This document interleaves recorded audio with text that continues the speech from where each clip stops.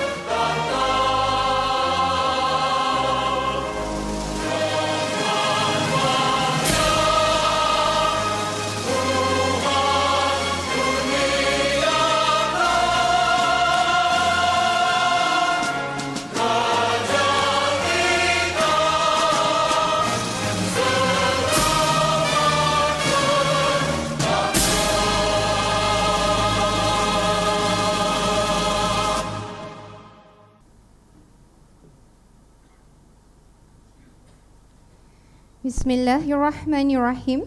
Assalamualaikum warahmatullahi ta'ala wabarakatuh dan salam sejahtera.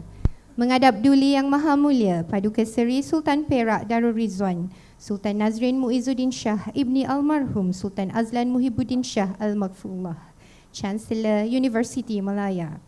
Patik bagi pihak majlis menjunjung setinggi-tinggi kasih di atas limpah perkenan Duli Tuanku mencemar duli ke majlis pada hari ini. Seterusnya, Patik memohon limpah perkenan Duli Tuanku untuk Patik mengacarakan majlis ini di dalam bahasa Inggeris. Ampun Tuanku. Yang berbahagia Tan Sri Datuk Seri Siti Norma Yaakob, Pro-Chancellor University of Malaya. Yang berbahagia Tan Sri Datuk Seri Profesor Dr. Zakri Abdul Hamid, Chairman Board of Directors University of Malaya. Yang berbahagia Tan Sri Ong Kating, Chairman of Malaysia China Business Council. Yang berbahagia Profesor Dr. Awang Bulgiba Awang Mahmud, Acting Vice Chancellor University of Malaya. Yang berbahagia Datuk Lee Hau Hian, Director of Kuala Lumpur Kepong Berhad and Datin Teh Lili. Yang berbahagia Profesor Wang Gungwu, University Professor, National University of Singapore and Mrs. Wang. Yang berbahagia Profesor Danny Wong Zekin, Director of the Institute of China Studies, University of Malaya. Distinguished guests, ladies and gentlemen. On behalf of the University of Malaya, I would like to extend my warmest welcome to all of you to the Tan Sri Lee Loy Seng Annual China Lecture Series 2017 by Professor Wang Gungwu. To begin this event, may I call upon Dr. Kamaruzzaman Nurdin from Academy of Islamic Studies to lead the Doa recitation.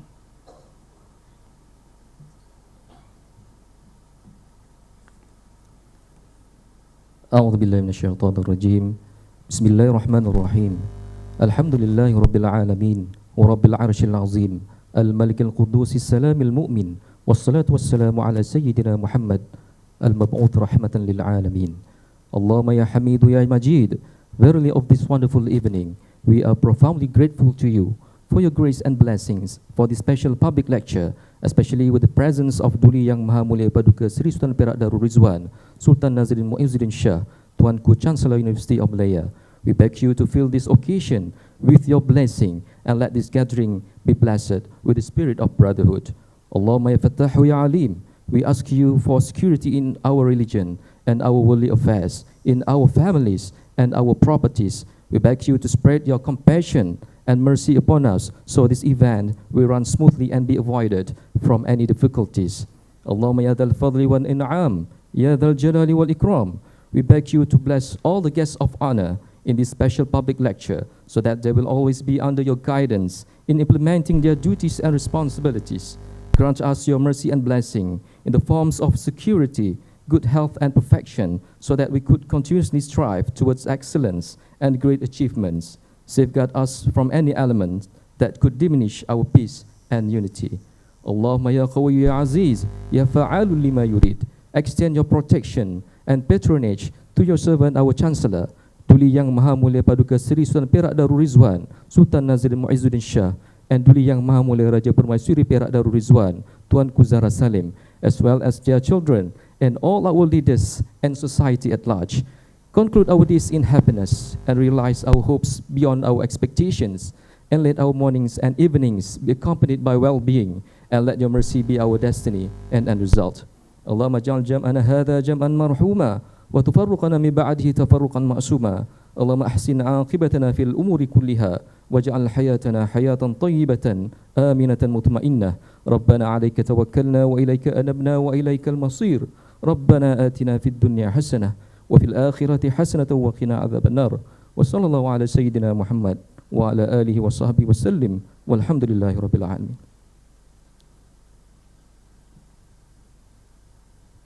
Thank you, Dr. Kamaruza Mainuddin. Ladies and gentlemen, may I now invite the Acting Vice-Chancellor of University of Malaya to deliver the welcoming remarks. Please welcome Professor Dr. Wang Gungwu.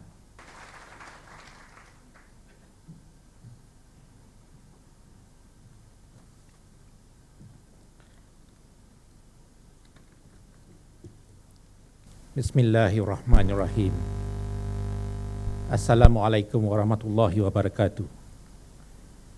Menghadap Duli Yang Maha Mulia Paduka Seri Sultan Perak Darul Ridwan, Sultan Nazrin Muizzuddin Shah, Ibni Almarhum Sultan Azlan Muhibbuddin Shah Al-Maghfurlah, Tuanku Chancellor Universiti Malaya.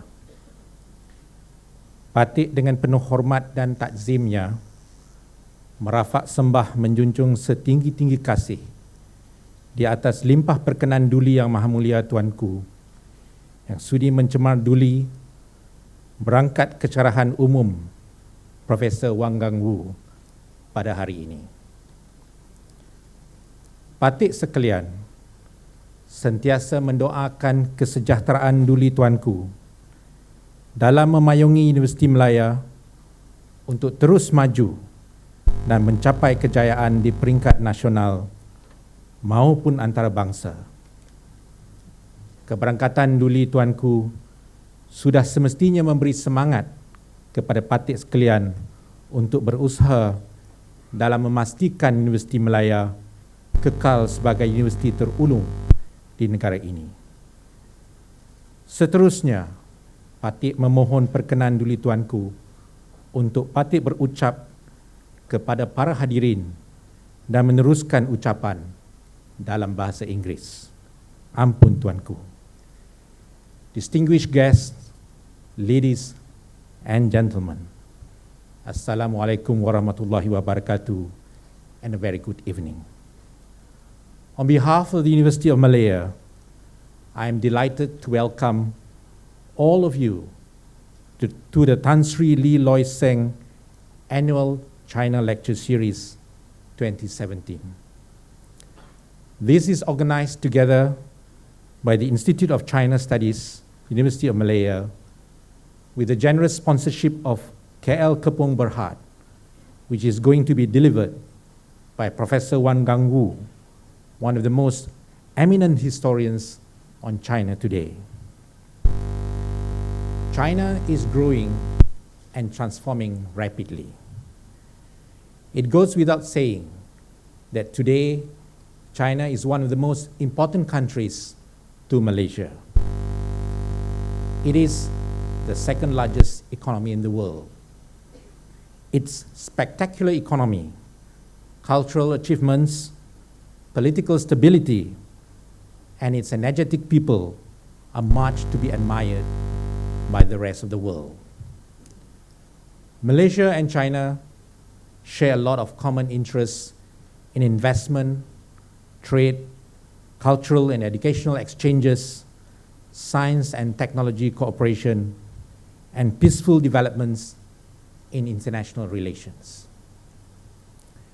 There is a long history of friendship between Malaysia and China, which can be traced back to the 15th century, when the Ming Empire and the Sultanate of Malacca had a very good relationship. In recent years, in 1974, Malaysia was the first country in ASEAN to establish diplomatic relations with the People's Republic of China.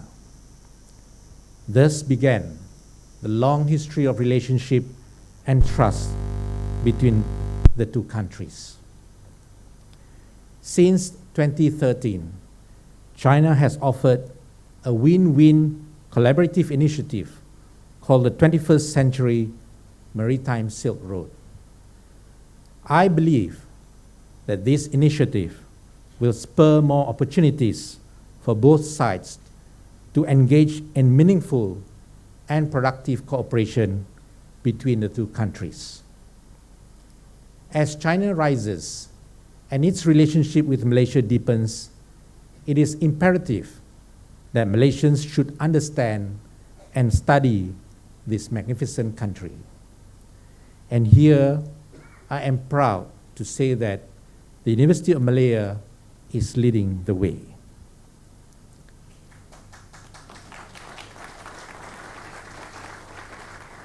Ladies and gentlemen, let me share with you the University of Malaya's relations with China. UM has entered into various programs of academic collaboration with a number of excellent academic institutions in China, including Peking University, Tsinghua University, Fudan University, Xiamen University, and Beijing Foreign Studies University, just to name a few. These collaborations serve to enhance and promote academic work between UM and Chinese institutions, such as the exchange of students and academic staff, joint research activities, joint hosting of academic conferences, sharing of research materials and reports, and other scholarly cooperation projects. I also wish to mention that UM has excellent tradition, resources, and institutions in the field of Chinese studies. The Department of Chinese Studies is a very old department at the University of Malaya. It focuses on the classical Chinese literature and arts. 2 weeks ago, the UM Library received what is the largest private collection in the world of the classical novel Hong Lo Meng, or Dream of the Red Chamber. The Institute of China Studies is a more recent setup, focusing on the studies of politics, economics, foreign relations, and other policy matters related to contemporary China. This institute has held many important conferences, workshops, and seminars, published a number of books and journals, hosted visiting scholars from China and other countries, and it is among the most active research institutes and centers in UM. And now, under the sponsorship of Kuala Lumpur Kepong Berhad, organizing this timely and important lecture series, which will be first kicked off by the lecture which is about to be delivered by Professor Wang Gungwu. I wish to state that the Institute is doing very well and will continue to have the support of the university management. But it also requires a lot of support from the community to help in its further growth and development. I'd like to thank Kuala Lumpur Kepong Berhad for the support given to this public lecture and hope that KL Kepong Berhad will extend its support to the Institute of China Studies in other areas as well. I would also like to call upon everyone to lend support to the Institute of China Studies in order to make it one of the top China watches in the region. Finally, I would like to conclude with the warmest welcome to all of you, and I am very sure that the lecture tonight will be very illuminating to all of us. Ampun Tuanku.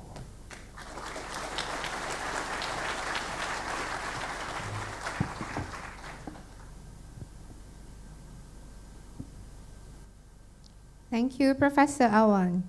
Ladies and gentlemen, I now have the pleasure to invite Professor Wang Gungwu, our honorable speaker, and Professor Danny Wong Zekin, the moderator for this lecture, to be on stage.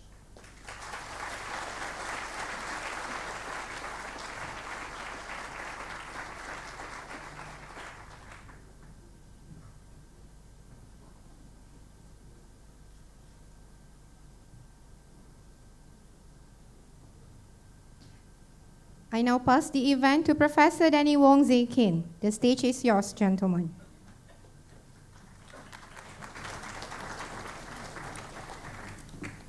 Thank you, Master of Ceremony, Ampun Tuanku, Your Royal Highness, distinguished guests, ladies and gentlemen. On behalf of the Institute of China Studies, University of Malaya, I would like to welcome all of you to tonight's first Tan Sri Lee Loi Seng annual China Lecture Series to be delivered by Professor Wang Gungwu. Many of my friends have reminded me that Professor Wang is someone that you don't have to introduce. They said, requires no introduction at all, but nonetheless, it is still my duties and my honor and privilege to introduce our speaker tonight. Professor Wang Gungwu is an internationally renowned historian, famed for his scholarship on the history of the Chinese diaspora in Southeast Asia, as well as the history and civilization of China and Southeast Asia. He is also someone who has the privilege of studying and observing present-day China very closely and is widely recognized as the foremost expert on contemporary China. Many of you may not know that Professor Wang was born in 1930 in Surabaya, in what was then the Dutch Indies, where his father was a Chinese school inspector. Now that makes Professor Wang 87. But if you take a closer look at him, he doesn't look a bit 87. There must be some secret of longevity. Yeah. The family later moved to Ipoh in the state of Perak Darul Ipoh, a town which Professor Wang fondly claimed as his hometown, a town where he spent his formative years. He attended the famous Anderson School and was tutored by his father in the Chinese language. Now, during Japanese occupation, Prof. Wang was still in Ipoh, and I was told, he was one of those brave ones who continued to listen to the BBC and ABC radio broadcasts, which was illegal then, because if you get caught by the Japanese army, off you go, Well, thankfully he was not caught, otherwise you would not have the lecture tonight. Now, after the war, Professor Wang enrolled at the National Central University at Nanjing, but his studies was disrupted by the Chinese Civil War, that great tussle between the Kuomintang government and also the Chinese Communist Party. Shortly before Nanjing fell to the communist troops, Professor Wang and his family was able to make their way back to Malaya. Just in time to join the newly established University of Malaya at Bukit Timah, Singapore. So he was one of the very first students in 1949. Professor Wang chose to read history, one of the greatest subjects in the world. Speaking as a historian, I must boast a bit about our subject. Upon graduation, Professor Wang went on to complete his Masters of Art, also in history, a year later, and his thesis entitled the non-high trade, was published later on by the Malayan branch of the Royal Asiatic Society. Today, it is a classic. Professor Wang later completed his PhD in 1957 at the University of London in Chinese history. His thesis, which focuses on the structure of power in northern China during the fragmented Five Dynasties period, was later published by the University of Malaya Press, and also it's now widely considered a classic. After returning to Malaya in 1957, Professor Wang taught for 2 years at the University of Malaya in Singapore.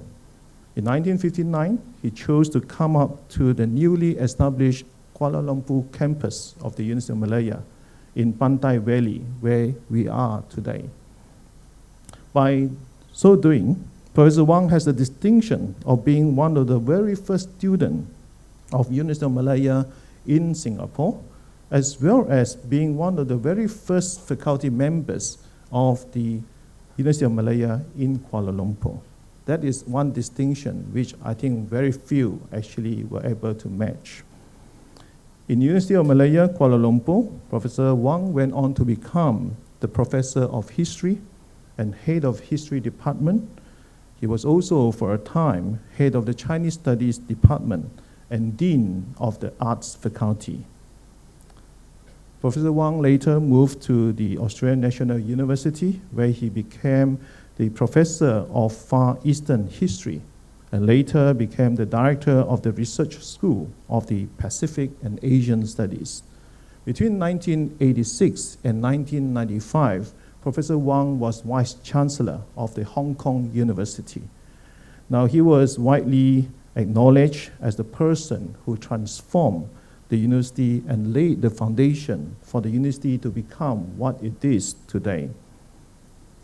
Upon retiring from the Hong Kong University, Professor Wang was appointed Executive Chairman of the Institute of East Asian Political Economy, which later became the East Asian Institute at the National University of Singapore. Under his leadership, East Asian Institute is now considered a world-renowned research institution on China. Now, Professor Wang is now the chairman of the institute. He is also the chairman of the ISIS Yusuf Ishak Institute, and also one of the very few, I think 3 university professors at the National University of Singapore. Professor Wang has published extensively, and many of us grew up academically reading his books, and he is still, despite of his age, still actively involved in research and publication. Let me just mention 4 of them. China and the Chinese Overseas, published in 1991. Many of us have read that book. And Anglo-Chinese Encounters since 1800, War, Trade, Science, and Governance, published in 2003. China, Development and Governance, published in 2012. And more recently, in 2014, he published another book entitled Another Chinese Cycle, Committing to Reform. Now that's very impressive. Put many of us to shame, actually. For tonight, Professor Wang is going to speak on the topic of the great powers in Southeast Asia and the fall and rise of China. Now, I think the topic itself must have attracted a lot of attention. For when we read history, we always say the rise and fall of a particular empire. Let's say, in this case, Roman Empire, rise and fall of the Roman Empire. But Professor Wang turned it around and said the fall and rise of China. Now, this is very timely topic. The China that we see today is one that is rising and rising, showing very little sign of slowing down. The rise of China and the increasingly important roles it plays in the world, including the much discussed Belt and Road Initiative, often led to debate on whether the 21st century actually belongs to China. Such was the question being debated in Oxford just a few weeks ago. Yet some of us may remember just about 30 years ago, China was no way resemble the China that we're seeing today. There was a time when many Southeast Asians, including Malaysians, can't even travel to China. In fact, if one were to push back the time, then China was once considered the sick man of Asia. I believe Professor Wang is going to bring us back to history to examine the forces that changed China as well as its relationship with the great powers in Southeast Asia and the changing nature of this relationship. So without further much ado, Your Royal Highness, ladies and gentlemen, please join me in welcoming Professor Wang to deliver his lecture.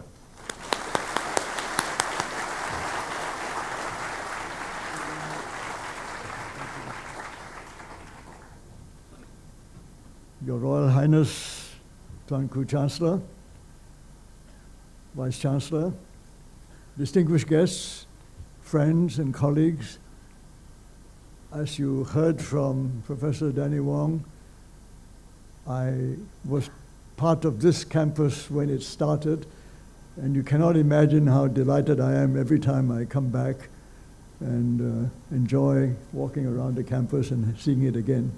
So I'm really delighted to be here.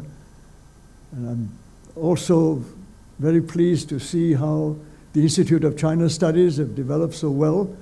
It's a fairly new institute. I remember when it began, and it really made excellent progress. And I do hope, as the Vice Chancellor suggested earlier on, the Institute will receive the kind of support that it deserves, and the scholarship that is done there will become better and better known everywhere. It is indeed a timely institute to be set up. As everyone mentions today, China has done remarkably well in the last few decades, surprising many people, including myself, as someone who spent his life studying China. I confess I was just as surprised as anybody else how rapidly China has grown in the last few decades. It's such an extraordinary story and such a big story, it's impossible to do justice to it in a lecture or two. I can only suggest, as I have done for tonight, a particular approach towards this phenomenon of China by looking at the recent history of the last 100-odd years or so, and try and pick up some of the issues which I believe had made the difference to what we see today. I begin by talking about the great powers. This is a phrase that's often used, and I, for one, when I first encountered it, thought it was a common phrase for all the powers that were once great at one point or the other. But as I learned over time, as I studied the subject a bit more, I discovered actually the concept of the great powers is a very modern one. It's a very new thing. Great powers, as a phrase, was really used for the 19th century most of all, and right into the 20th century. And it referred to a particular kind of power. And here I have to go back to the history of various terms which we often use and take for granted. Very common terms like empires and nations, for example. These are two we use very often. We talk of course, empires as something of the past, and we don't want to see any more empires and hope that's a particular period of history that is now over. And we talk about the era of nations now, nation states. And we take, in a way, for granted that this is now the basic unit of political institutions or political organizations in the world for now and for the future. But actually, the concept of nation states itself is very new.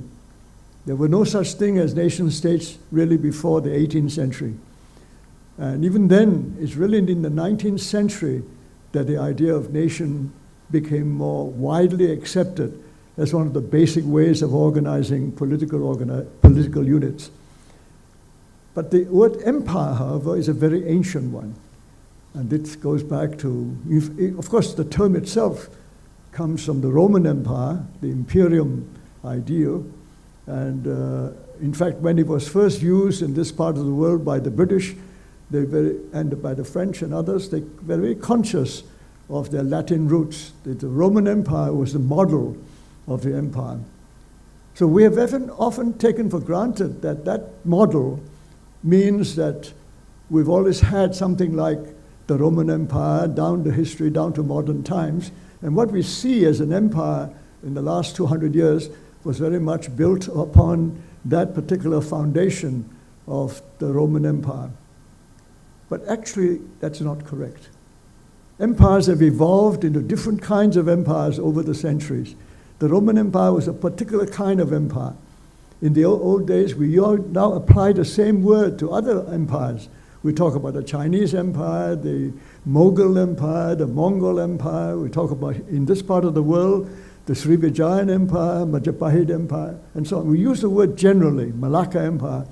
But actually, this is, to my mind anyway, a very misleading concept because it compares us to the Roman Empire, whereas in fact, there is no real resemblance. The Roman Empire is a very specific kind of empire, and most of what we call empires were empires of monarchs and kings, which, for lack of a better word, today we might use something based on feudal relationships, when different rulers have relationships with one another. It's a kind of feudal relationships in which empires, big and small, develop relationships with one another. And the size of the empire, the power of the empire at any one time determines whether the empire is treated with extra respect, a little respect, or no respect at all. And they can all be called empires, but they're even a hierarchy of empires. So that's the background. And what we saw throughout the centuries down to very modern times was what I would call something like feudal empires, for lack of a better word. But they're not the same as Roman empires, not to be mistaken for a Roman empire. But feudal empires is as the relationships of various rulers who at one time or the other were either large empires or small empires, and they changed their borders regularly. They fought each other intensely and constantly caused a lot of havoc and destruction all the time. That's the background of the feudal empires.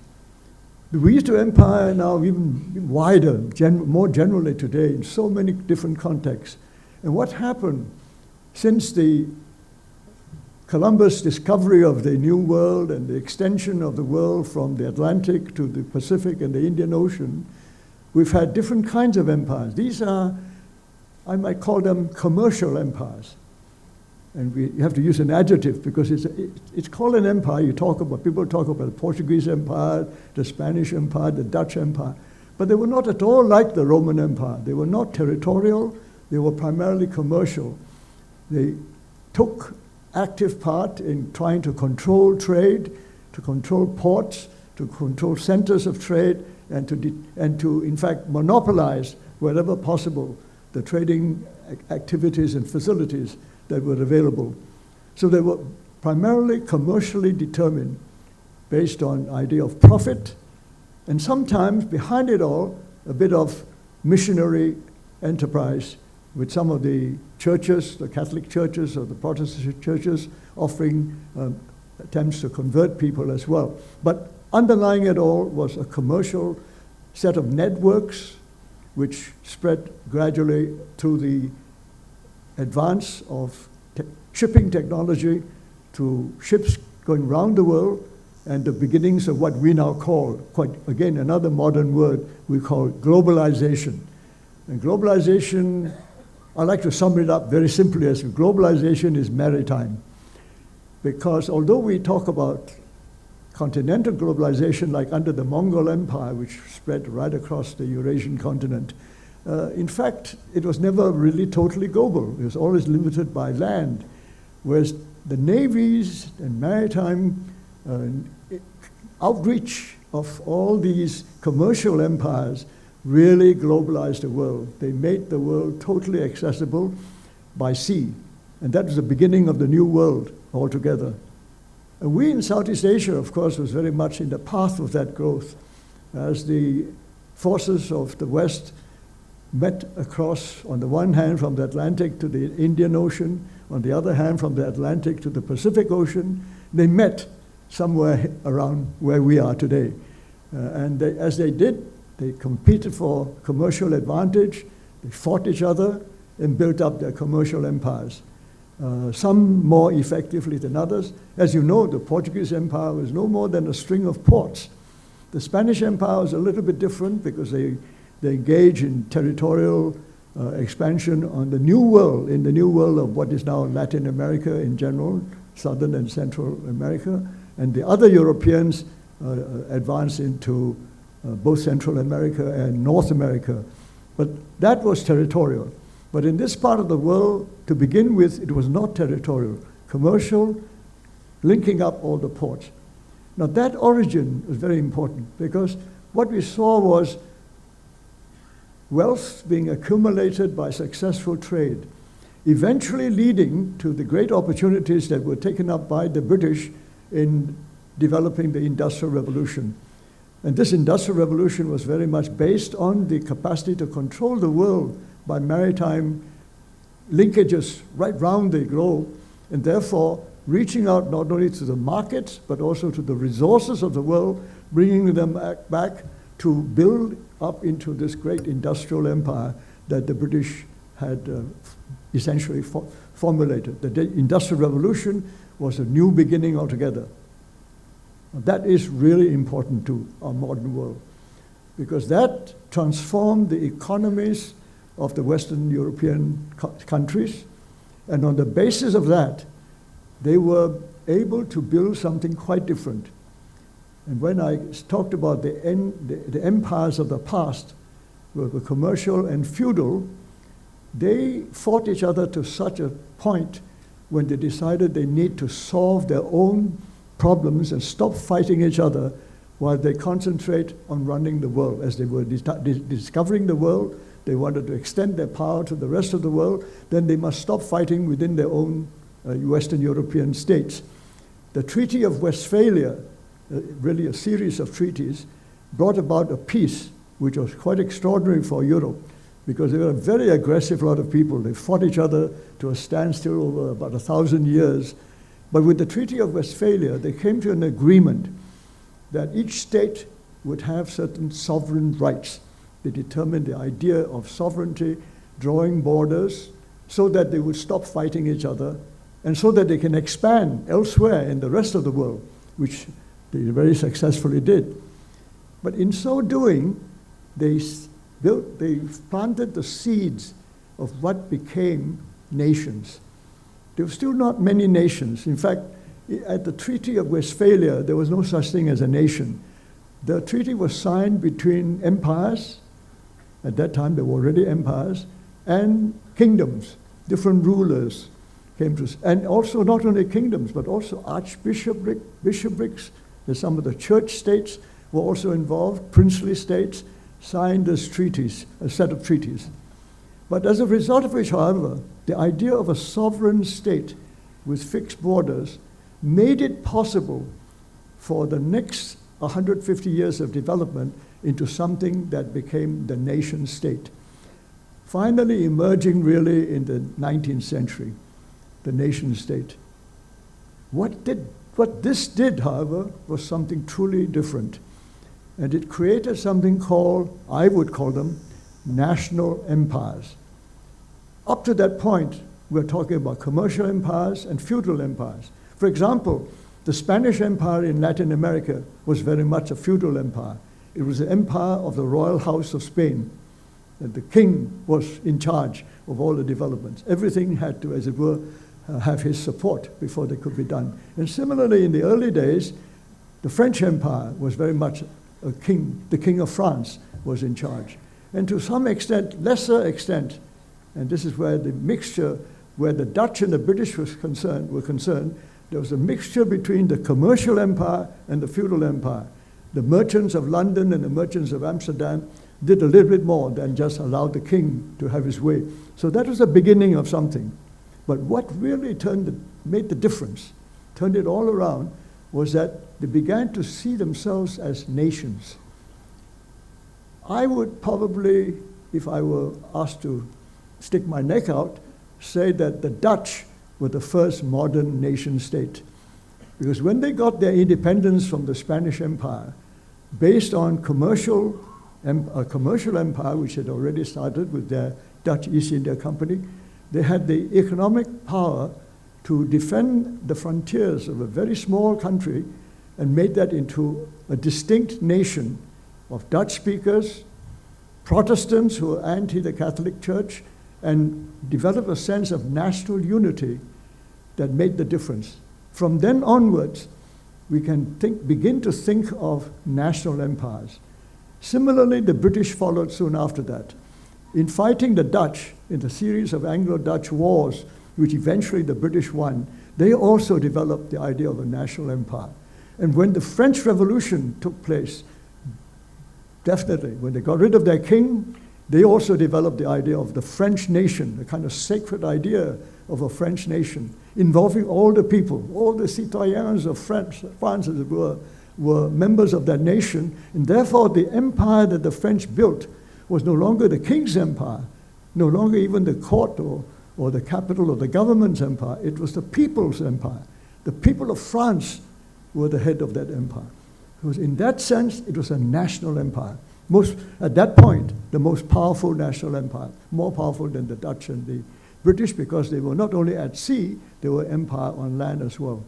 Similarly, across the Atlantic, the United States, when they got their independence from Britain, they were, mind you, they were all British people, but since they got their independence, built up the idea of a nation state, a United States of 13 colonies, and that was a different kind of, very distinctive kind of a nation state, but nevertheless a modern nation state, very similar to that of the France. Republican, no king, they got rid of the British king.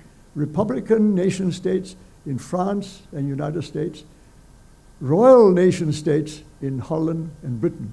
These were the first four. They were really, I would say, represents the beginning of this new kind of empire called national empire. I've spent some time explaining this because I think this is what made the 19th century so different. The concept of great powers really meant these national empires, because then the term begins to be used in international law.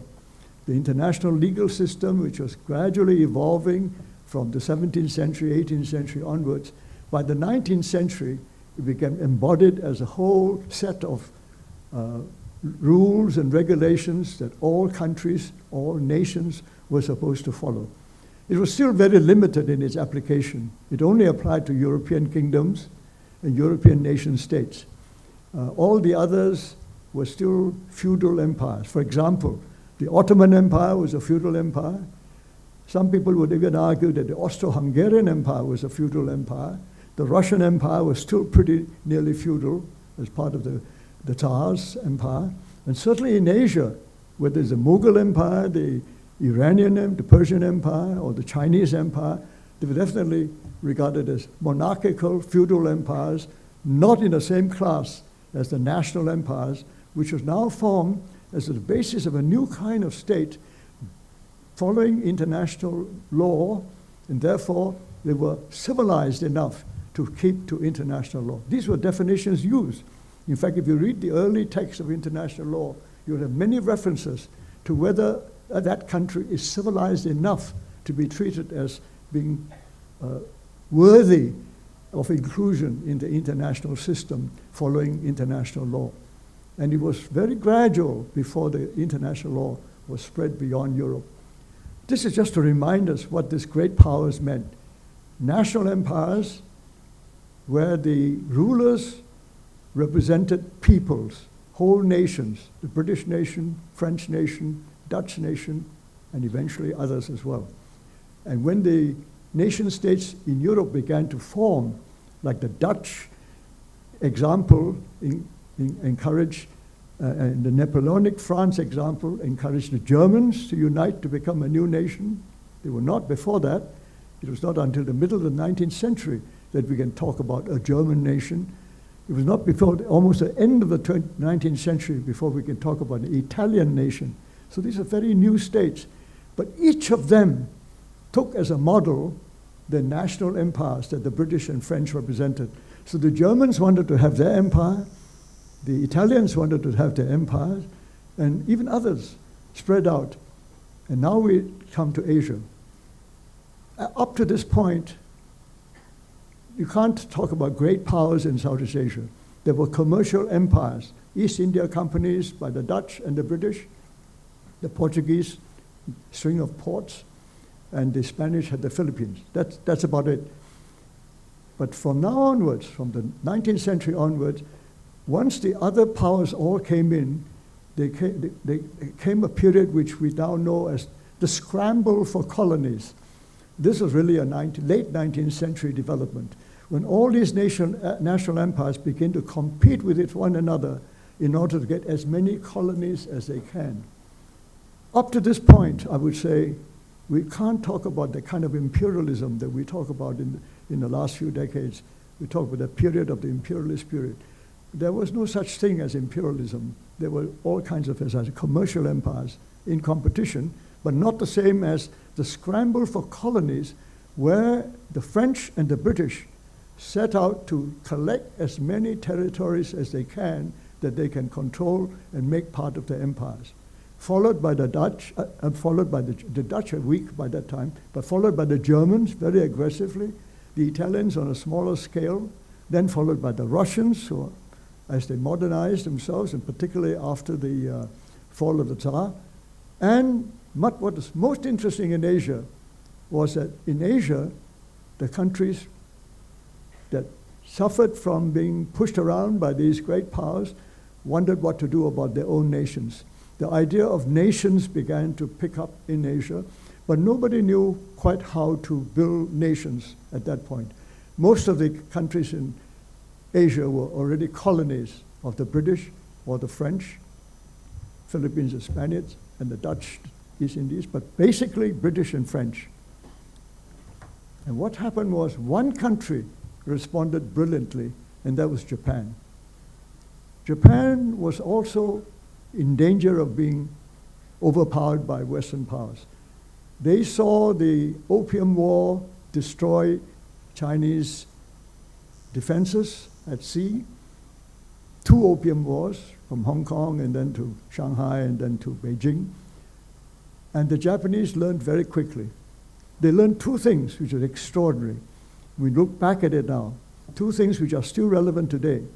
One was that this global kind of dominance of national empires was done through navies, maritime power. The most powerful navy in the world was the British Navy, followed by the French. These were the 2. Nobody else had navies that were comparable or in any way could challenge these 2. And they dominated. And they were the largest empires that were built around the world. So the Japanese took note of that. They, as an island country, they were very sensitive. They responded immediately to recognize that they too can have naval power. And they sent their best people to London, to England, to study how to build their own navies. Very quick to respond. But secondly, even more brilliant in my view, and that is they learned something that nobody else in Asia quite realized yet. They learned something that was what I described earlier on, that there were such things as nation states who themselves had empires, these national empires. If the British as a people can have an empire that circles the globe, and the French as a people can circle empires that circle the globe, why not Japan? Because Japan had the makings of a nation state, probably more ready to be nation states than almost any other country in Asia, because it was, as an island group of people, they were pretty homogeneous. And once the idea of a nation building came to their attention, they quickly responded to it, and in a way, from the Tokugawas to the Meiji Revolution, or Restoration, was a kind of step forward to a sense of nation state, to the Japanese nation under their Emperor Meiji. And that was a major step in Asia. No other country in Asia had responded as quickly and as sensitively to what this meant for power in the future. And so they followed exactly the models. They copied Britain for their navy, and when Germany became strong under Bismarck, they copied Germany for the army. For both on military grounds, they took Britain and Germany as their model. In addition, for economic development, they saw that this is the basis of it. They have the prosperity, the economic markets that they control, and the resources they control through the Navy. And with economic prosperity, you can then develop further because you're now wealthy. Capitalism then was the secret of it all, and they learned that very quickly from the Americans, because by that time, the kind of capitalism that was developed in Western Europe had been picked up by the Americans, and the Americans were even more efficient and had the natural resources of the whole of the North American continent to support it. And very quickly, that became the basis of the most successful capitalist enterprises in the world by the end of the 19th and the beginning of the 20th century. And the Japanese took both sides. Naval power and military power from Western Europe, and economic power from America. And between the two, that provided the basis on which the Japanese could look ahead. But what I pointed out as being the most brilliant part of it was the Japanese immediate understanding of what international law could do to help them. Because up to that point, the Japanese were living in a kind of Chinese world order in which there were tributary relations between various kinds of neighbors, various kinds of tributary relations between the neighbors of China and the Chinese emperor. It was not a particularly aggressive form of relationship, but it was a kind of superior-inferior relationship, a hierarchical relationship which the Japanese deeply resented and have always succeeded in never accepting. Because they're an island state, they were more or less free from having to accept it as the land neighbors had to accept. They've always maintained that they were equal to China, but of course never had the power to actually fight the Chinese. They suddenly realized that this Chinese system of world order was totally different from the idea of international law in which all nation states at least were in theory and by international law equal. This is how at least the West presented it. The French and the British were equals. The Germans qualified to be equals because they became powerful and rich, and others, by the Treaty of Westphalia, they had sovereign states could be at least given some degree of equality. But the principle was all nation states were equal, and the nation state was the basis of all modern political units. And the Japanese took that very quickly on board. They studied the international law very carefully, and they used it very successfully. Within a few years of their discovering how the Western system worked, they used it to undermine the Chinese system very successfully. They undermined it by challenging the Chinese rule, for example, over the Ryukyus. We now know the Ryukyus is part of Japan. At that point, Ryukyu was paying tribute in that Chinese tributary system, was paying tribute to both China and to Japan. And the Japanese used international law to say, you can't do both.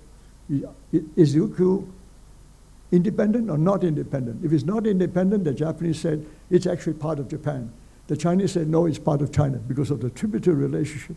But this question of what is part of doesn't really arise because Ryukyu was an independent kingdom that simply paid tribute to Japan and China. But somehow in the course of it all, the Japanese were able to show that, first of all, they didn't manage to claim it straight away. They showed that the Chinese claim to be rulers over these tributary states was not legitimate by international law. They showed that also in particular very successfully after Ryukyu was the case of Taiwan, something very relevant to this day. They showed it by simply challenging the fact that some of the people of Taiwan, some of the Aboriginal people of Taiwan had killed some Japanese sailors who landed in Taiwan. And Japan was able to use international law to say that whoever was responsible must be punished by the government concerned. The Qing government, not understanding international law, still operating on their own idea of a tributary system in which the Taiwanese aborigines were not really Chinese, didn't accept responsibility. And the Japanese were able, therefore, to show that those people were not Chinese, therefore Taiwan was not Chinese, and therefore the Japanese had rights to demand punishment of the aborigines who had killed Japanese by using international law to say that they should be punished by international law, not by Chinese practices. I illustrate that as a fact because the international law that was understood at the time was not at all that clear, but the elements of international law that was being worded very carefully by a great number of scholars by that time began to show that you must have actually direct rule over people before you can claim that they are your nationals. And since these aborigines, particularly in eastern Taiwan in those days, were not actually administered by anybody from China, the western part of Taiwan was regarded as counties of the Fujian province. And so they were run, and they were mainly Chinese. But the eastern part was not, and the Qing, using their own rhetoric, failed to grasp this idea. This is the one step forward, but it is a very interesting step to see how great powers became such an important concept from then onwards. For Japan then to take the next step was to say that Korea, which was paying tribute to the Chinese, was not part of China either. Therefore, Korea should be treated separately as an independent state. And mind you, the Japanese are not wrong, because insofar as Western international law was concerned, if you don't rule over a place directly, you cannot say that it's part of China. So the Koreans, very dubious at first what to do, eventually accepted the idea that Korea had the right to sign a treaty with the British and with the Japanese for trading purposes. And because it was in trading terms, the Chinese Empire, the Manchu Qing Empire, didn't see the significance of this and accepted that as agreeable. And that was then settled. That made it very clear. If Korea can sign a treaty with Britain and France, it must be independent, and therefore it is a nation state in one sense. I illustrate that to show what happened next when we talk about the fall of China. The fall of China was directly related to these two factors that the Japanese were so quick to understand: the lack of naval power and the complete misunderstanding of the significance of international law. Because to begin with, the Manchus had so adopted many Chinese ways of running China that the Han Chinese more or less accepted the Qing dynasty as legitimate. Because in the Chinese imperial rhetoric, imperial system, legitimacy was conferred on those who won on the battlefield. The Manchus, although there was only 1 million of them who conquered 250 million Han Chinese, won on the battlefield. Therefore, through victory, to the adoption of Chinese Confucian rhetoric and the language of government, to employing Han Chinese to serve them, were able to show by the time of Emperor Kangxi, and particularly by the time of his grandson, Emperor Qianlong, was that they were legitimate rulers of China. But for the Japanese, for the Koreans, and for the Vietnamese, the three border people who had been paying tribute for a long time to the Chinese emperor, this didn't sound quite right. Because the Manchus throughout Chinese history were regarded as a barbarian tribe in the northeastern corner of a Chinese empire, not Chinese at all, no qualification to be rulers of China, to be the son of heaven, was unacceptable. And they were able to quote the Chinese classics against that. That's one side. On the other side, they were able to use international law to say that since the Manchus were conquerors of China, China was actually a Manchu empire. And in a way, identifying the Manchus as if the Manchus were the nation state. You can see where the logic comes from now, because this is something that the British, the French, and others in Europe can also more or less understand, that the Manchus are not Chinese. They conquered China, therefore this is a Manchu empire. And if it is a Manchu empire, it consists of potentially different nation states within that empire.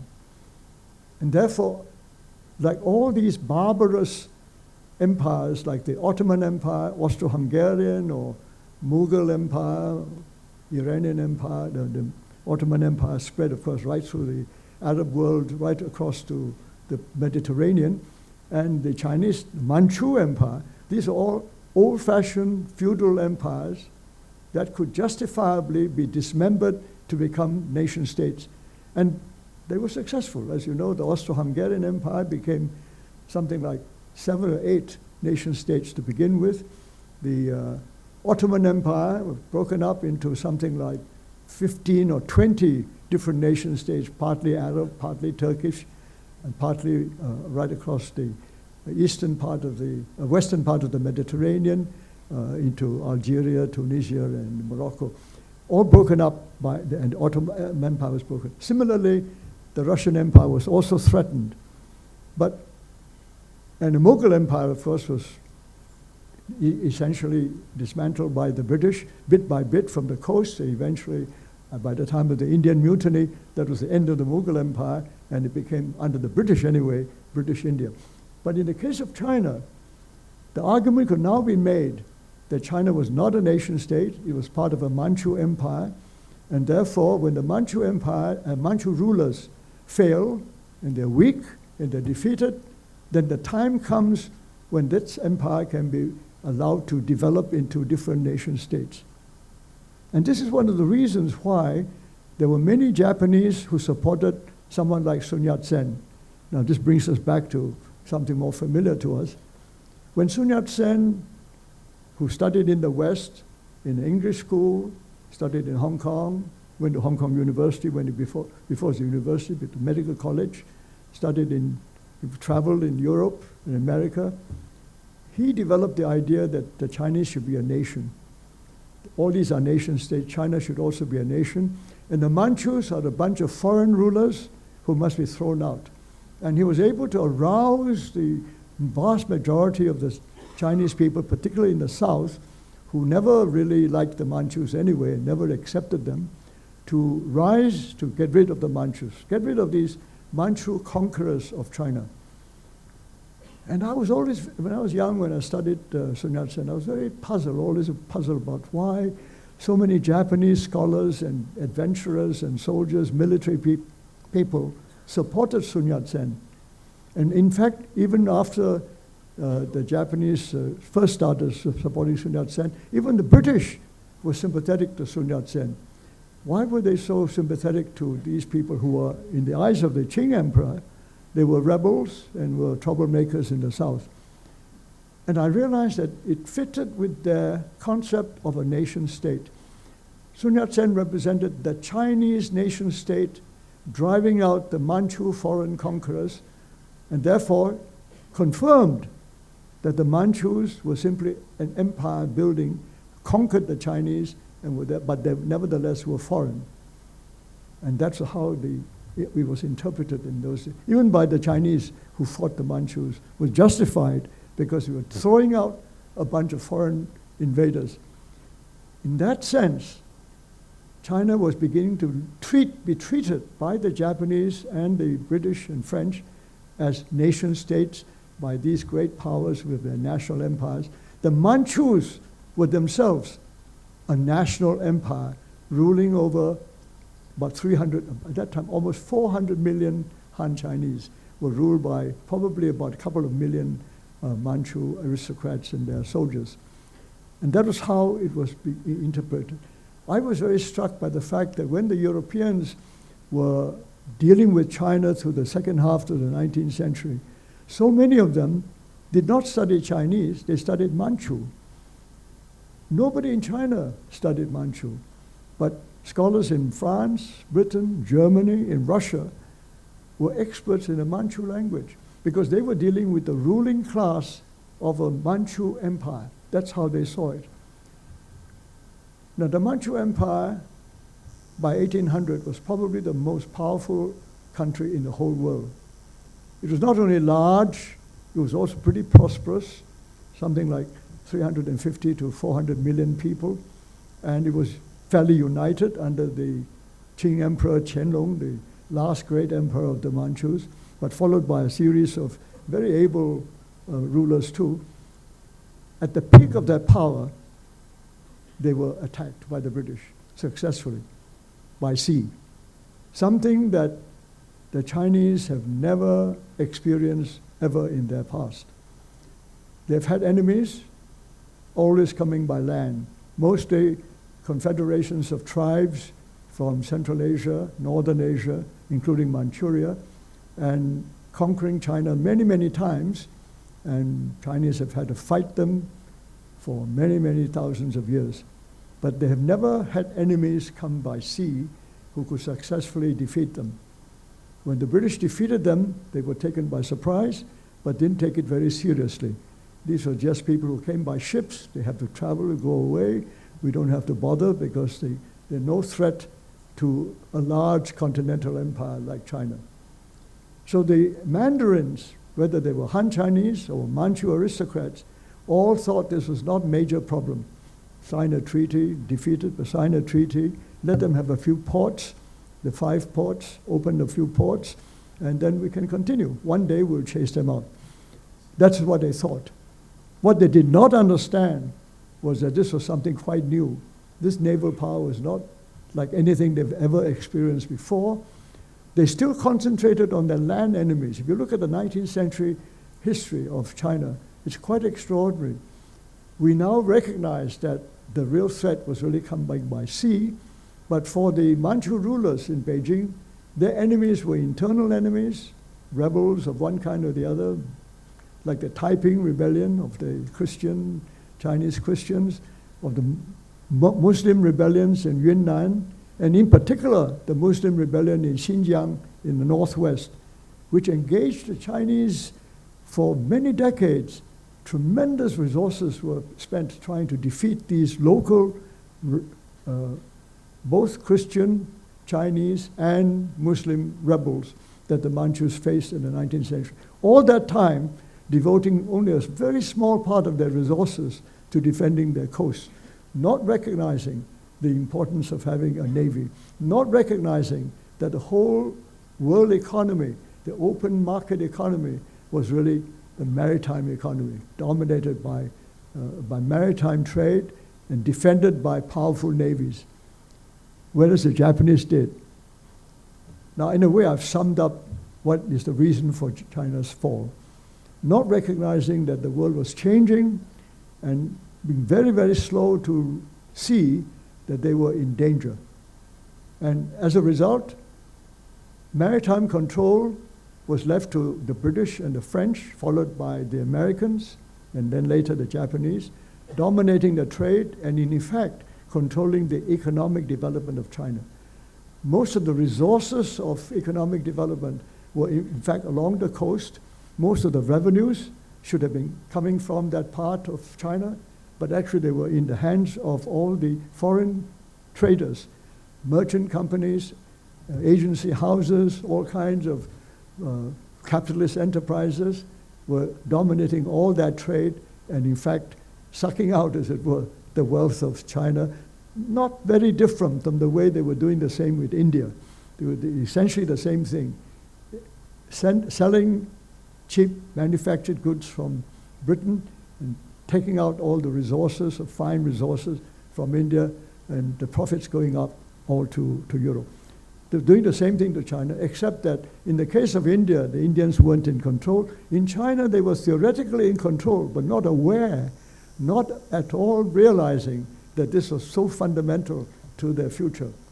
So as a result, by the 20th century, the Manchus were discredited. Sun Yat-sen's rebels, out of nowhere, and basically not strong, managed to bring about the end of the Manchu Qing dynasty and to everyone's surprise, the end of the imperial system altogether, creating something called the Republic of China, when the word republic was virtually meaningless to most Chinese, and most Chinese didn't understand what the republic was like, what it meant. The only thing was that they didn't have an emperor. That's about all they knew. But without an emperor, who ruled? So what happened was he encouraged a bunch of military people to go on fighting among themselves for the next 20, 30 years, a period of warlords when the country was so divided that the country grew weaker and weaker. If you want to work out a trajectory, you can see from 1800, when China was on top of the world, and some economists have calculated that something like nearly a third of the world's revenues, wealth, 1/3 of the world's wealth was in China, in the Qing at the height of its power, about 1800. That may be a little bit exaggerated, but I would say not far wrong. But by the end of the century, it was down to under 10%. By the 20th century, with further division, warlords fighting among themselves, the political parties that were newly emerging, like the Kuomintang under the Sun Yat-sen and his supporters, and the contrary move by influences from another part of Europe, of Soviet Union and communism, the Chinese Communist Party was emerging. And so from civil war between warlords became civil war between two political parties, the strong political parties, both with their own armies. The People's Liberation Army on the one hand and the Kuomintang's National Revolutionary Army on the other, fighting each other. And all that time, the Japanese were expanding their empire, expanding a national empire. This is why I said a completely new concept in Asia that nobody knew what it meant, except that the nation state of Japan now can have an empire that included Taiwan, Korea, and then Manchuria. As they built by 1930, they were in charge of Manchuria, and they were moving into North China. And in fact, they had controlled much of the area north of Beijing and influencing the province of Shandong. I don't want to go into the long history of that, how they did that, but they took it from the Germans after the First World War, and they were controlling Shandong, and they were beginning to influence the rest of China. It was at that point that Chiang Kai-shek and the Kuomintang really had no choice but to fight them.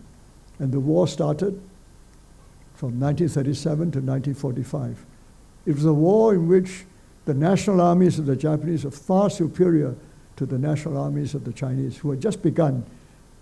Kuomintang was not able to unite China. They were still fighting a civil war. China was divided between at least three major groups: the Kuomintang loyalists, the Chinese Communist Party and their revolutionary supporters among the peasantry, and the remnants of different warlords in different parts of China. These three groups are still not able to cooperate, no sense of unity whatsoever, no sense of real nationhood, to be quite frank, whereas the Japanese was operating as a nation with the very clear objective of building their own national empire that would directly control Korea and Taiwan, slightly indirectly, but using a puppet regime in Manchukuo, and ultimately wanting to divide China up into different parts so that each part could be run by a puppet of himself. In northern China, they had a group of people they set up as a puppet state in North China. And as you know, during the war with China, Chiang Kai-shek's supporters, someone like Wang Gungwu, actually went and supported the Japanese and became the puppet government in Nanjing. In the meantime, the Japanese are supporting the independence of the Mongols, but by which time the Russians had got there first, and Mongolia was declared independent with Russian help. And the British and the Russians are trying very hard to build up an independent state of Xinjiang, where the Uyghurs and the Muslims of Xinjiang in Western China. And the British were also interested, but not sure yet what to do because the terrain was too difficult, was to create the independent state of Tibet. So all these were part and parcel of what I call the dismemberment of the Qing Empire. This was a Qing Empire. It wasn't a Chinese empire. It was a Manchu Qing Empire. And the dismemberment was begun on the basis that there are so many existing, potentially nation states, which now deserve to be independent. And you can see how difficult it was for the country that was so divided between all the different Chinese fighting each other and so on, while on the borders, the Japanese were advancing, the Russians were advancing, the British and the Russians were playing the great game in Tibet and Xinjiang. And quite frankly, there was no government in China that could handle that. That would be, I would say, the weakest point the Chinese old state of China had got to. I would say yes, the word fall is quite appropriate for that. They had fallen to its lowest level, on the point of being dismembered, and frankly, only saved because the Japanese attacked the United States in Pearl Harbor. And it was Americans who were drawn into the war and wanted to make sure that the Japanese would lose. They could not allow Japan to take over China. And that's for their own reasons, but they've also felt that this was wrong and that they could not allow the Japanese national empire to take over. At the same time, it's very interesting, the Americans themselves were not at all persuaded about the other national empires. The Americans, having got their independence from the British Empire, were always very suspicious of the British Empire. And they thought maybe the time had come for the British Empire and the French Empire also to come to an end, that the era of the national empires should come to an end. So if you read the American literature of the 1940s and 50s, right down to the 50s, America was very much on the side of decolonization, of national independence, of getting rid of these national empires, one after the other. And fighting for China against Japan was really part and parcel of the same idea, that we want a nation state, but we don't want national empires. So that was the conflict there. Nation states, but not national empires. And because Japan attacked Pearl Harbor, the Americans had the excuse, finally, the ability to join in the war full-heartedly against Japan. Indirectly, of course, for China. They didn't do it to save China, but in order to fight Japan, they were very grateful that the Japanese were tied up in China. Something like 2 million troops were in China, and therefore many of the Japanese military resources were really engaged in China to try and control China, and that made it easier for the Americans to fight the Japanese. Because basically what happened was the Japanese only had the Navy to fight the Americans with, and at sea. And at sea, the Americans, having inherited the great British naval traditions, had one of the most powerful navies already. And they were able, by sea alone, to defeat the Japanese. And in fact, it was really a naval defeat of Japan. On land, the Japanese were never really defeated because the Chinese did not win against them, and nobody else really did. So it was really a naval victory that ended the Second World War in the Pacific. And from that, China emerged. But what an extraordinary story. To fall from 1800 to, by 1945, when the war ended, China had fallen to its weakest point, when the government of Chiang Kai-shek could not control more than a part of West China, a little bit of South, but almost nothing in North China. And in that civil war that followed between the Communist Party and the Kuomintang, the chances of the Kuomintang victory was probably much less than we expected. I was very young then, very innocent. I had no idea what it was like. But the more I read about it now, I realize that the Kuomintang actually was very weak. We were quite wrong to think that the Kuomintang was running China. It was not. From day one, as it were, in 1945, when the Japanese were defeated, the communists were already in control of large parts of the villages in North China, and they moved very quickly into Manchuria. When the Russians took over Manchuria from the Japanese, the Soviet Union people helped the communists in Manchuria. So the Kuomintang was basically left with where they took over from the Japan down the Yangtze Valley and much of South China. So China was not united.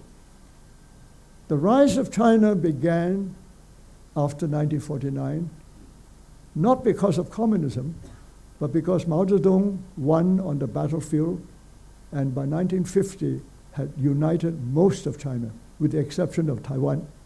By 1951, they were in control of almost all the territories that were left behind by the Manchu Empire, except for Mongolia, which was controlled by the Soviet Union, or one of the puppet states of the Soviet Union.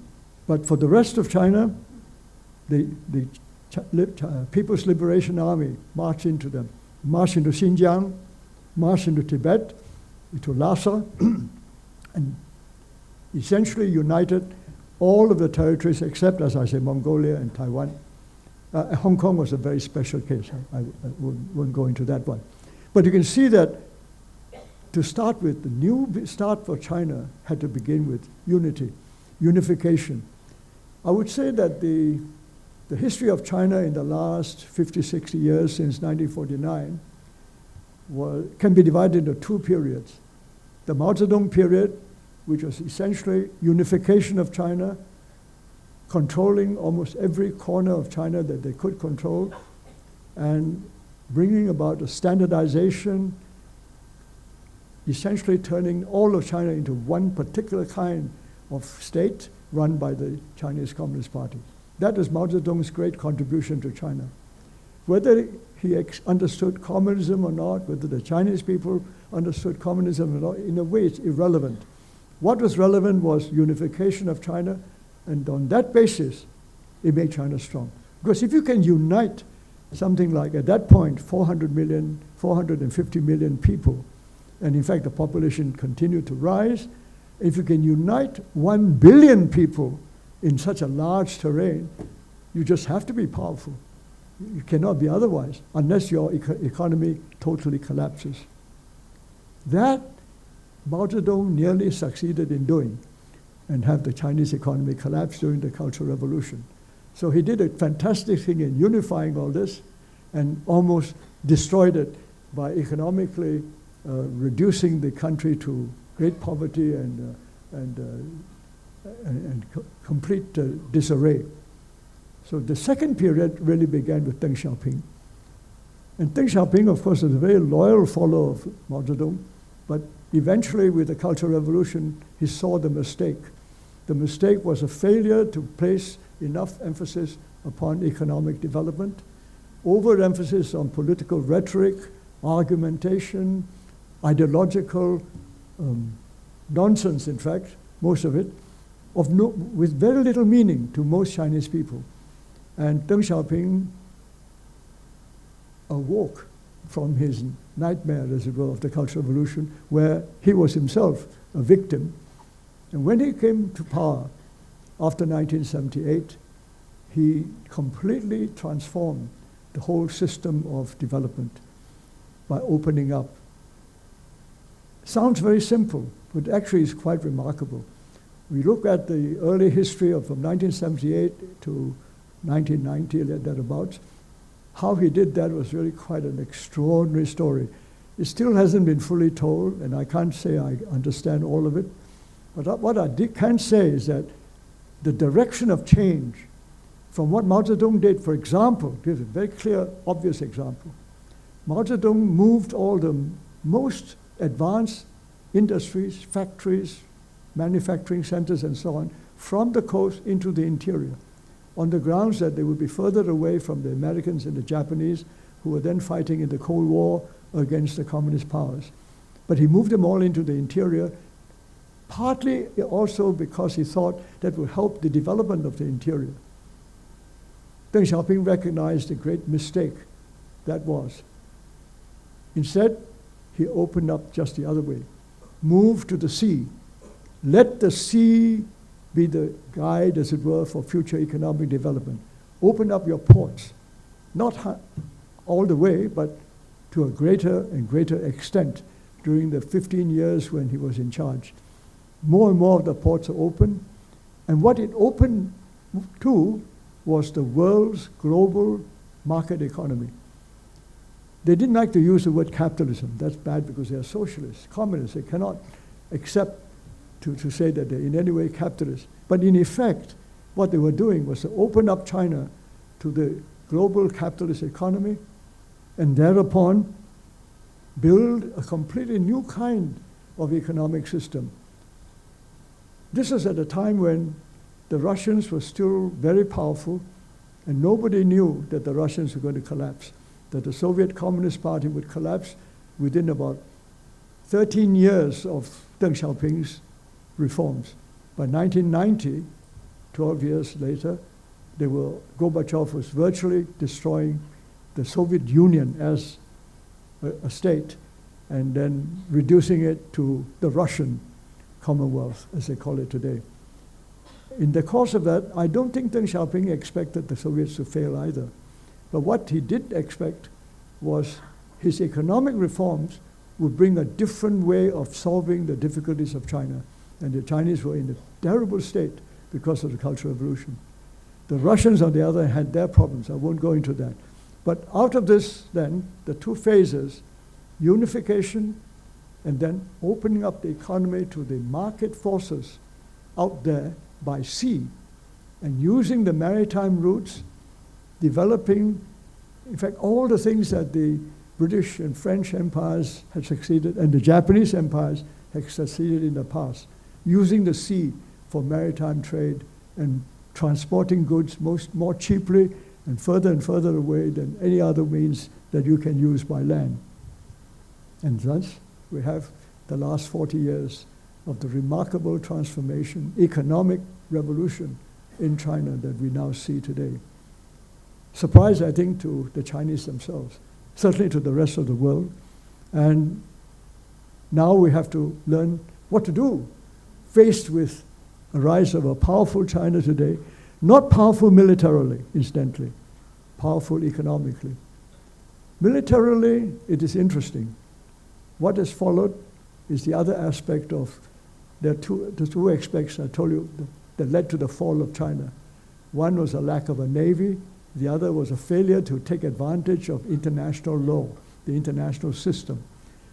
On both those scores, they made terrible mistakes and helped their decline and fall in the 19th century. After Deng Xiaoping came back, they corrected themselves on both these matters. In fact, Mao Zedong had already started with the international law, but still operating under the Cold War conditions. This was not really very effective. But under Deng Xiaoping, he did just the opposite. He sent out some of his most brilliant people to study international law, international relations, to join the United Nations, to be active in all the international organizations, to learn about diplomatic affairs, dealing with the world. This is something that Mao Zedong did not do much. Mao Zedong was very, very slow in understanding the complexities of the world system. Deng Xiaoping rapidly improved that situation. So studying international law was almost number one priority once China joined the United Nations in 1972. Building the Navy, however, was a different story. They needed the economic resources to do that. So it was not until the economy had really built up to a certain point before they could do this at the end of the 1990s, before they could really seriously start to build a Navy. And in some ways, you can say symbolically, the beginnings of it was when they bought this second-hand aircraft carrier from Ukraine. Most of the people laughed at that. When it's a very large aircraft carrier that the Russians had built, but somehow left it to Ukraine in the breakup of the Soviet Union. And the Ukrainians didn't know what to do with it because they didn't really need it, and they sold it to the Chinese. They thought probably they sold it as scrap, but it was not scrap.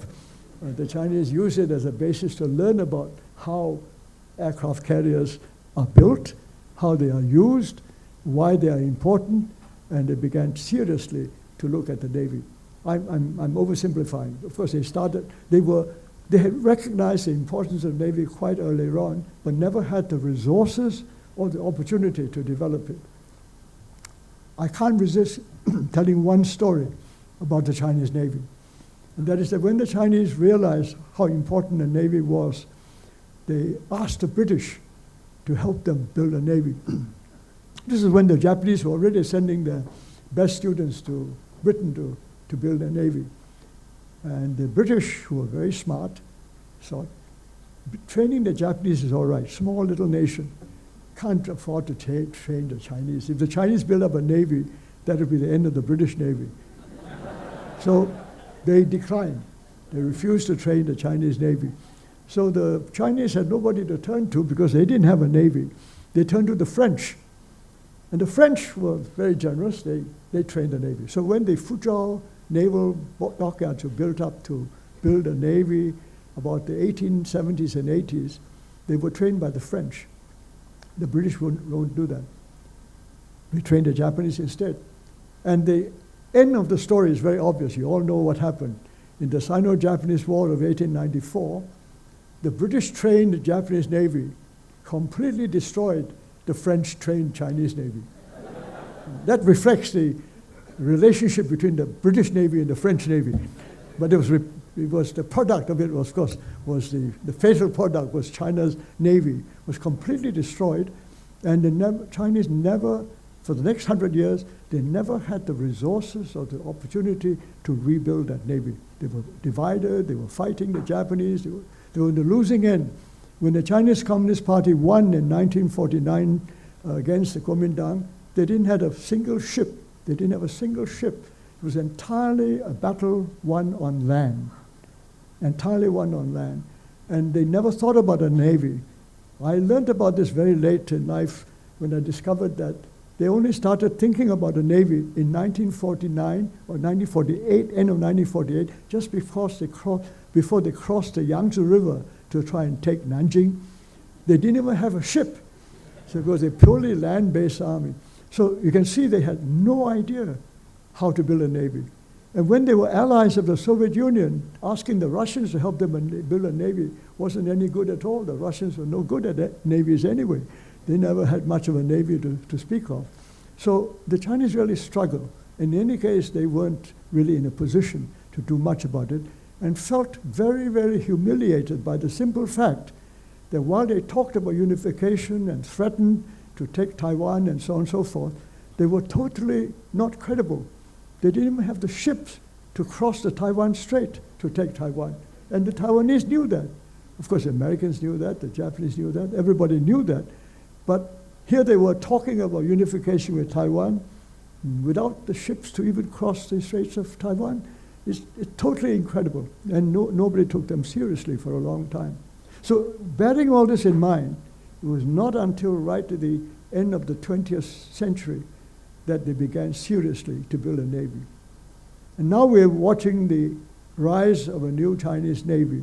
It's still a long way to go. I know people make a big fuss about the Chinese Navy going to threaten the world or conquer the world. I think that's absolute nonsense. The Chinese Navy is not able to do that. No way can they threaten the United States or even the Japanese Navy at this point. What they can do, however, they can be strong enough to deter other people's navies from getting close to the China's coast. That they can do now. They're building submarines, now they're an aircraft carrier, a lot of destroyers, a lot of the kind of craft, and use of continental missiles as well, combining all these to make sure that the Chinese coast would be safe from a naval force coming from a hostile country.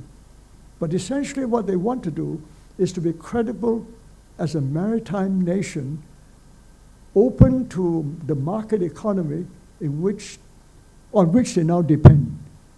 China's economy cannot go on developing if it was in any way closed by the sea. If they were blocked off by the sea, it could not function. This takes me back, of course, to Southeast Asia today. One of the important things that people forget, that Southeast Asia is so important to China, partly because, in fact, if not mainly because, of decolonization. Because if not for decolonization, there would be no nation states here. Great powers would be here in Southeast Asia, meaning the French and the British in the old days. But decolonization meant that no great powers were dominating Southeast Asia. That is at least what the Chinese saw, that in the future they were dealing with a Southeast Asia which is not in the hands of great powers. So decolonization is a great help to China. It takes away the major naval threats from the coastline of China pushes them out. And now they can start afresh to deal with these new nations. They do not know yet how to deal with this because this is a new world. It's no longer the old tributary system, and there's no way they can go back to that.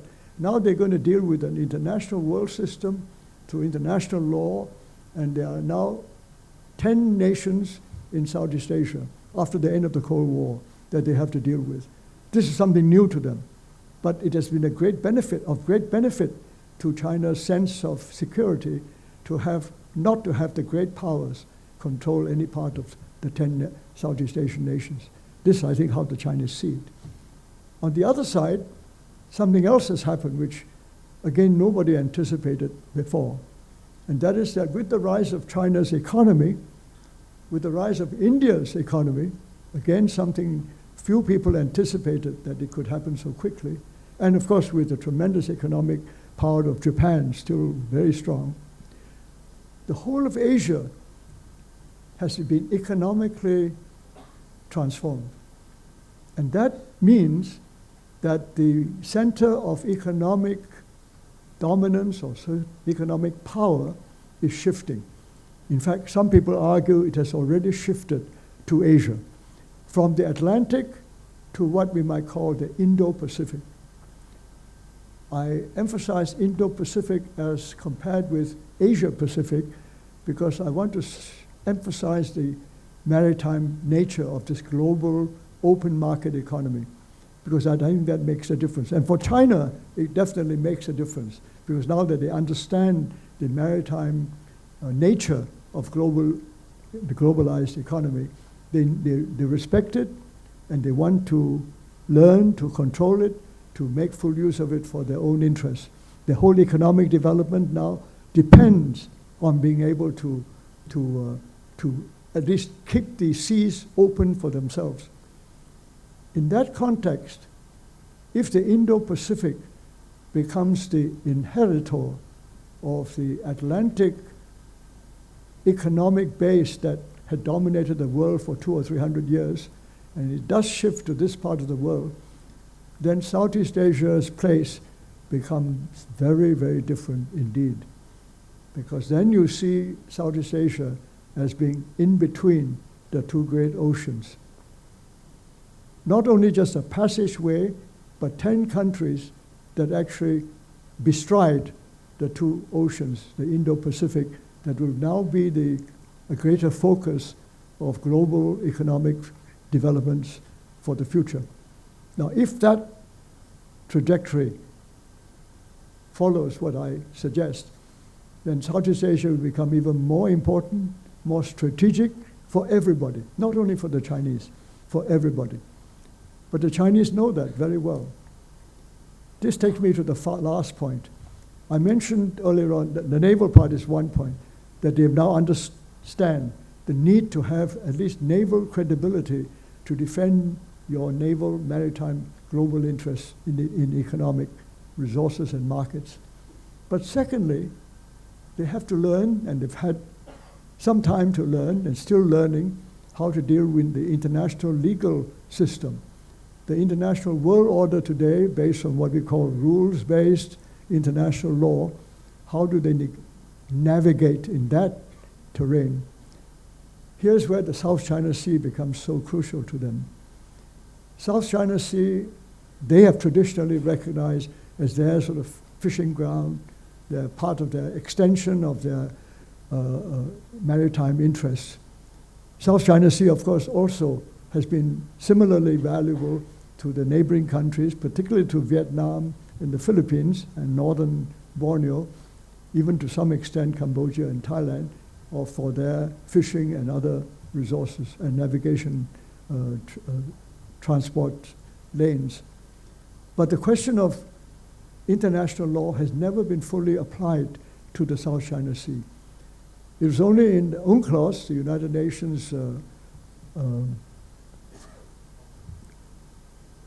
treaty about the dealing with the oceans, came to certain definitions about what it meant to have possession, determine things like economic zones and so on. Very complicated things which are very new. And my understanding is that the Chinese, when they first attended UNCLOS, this was in 1970s, they were still so new to the United Nations, having just joined it in 1972. They really were very innocent and didn't know what was happening. Not at all clear. But what had happened was they thought they were safe from international problems because they retained the right of sovereignty.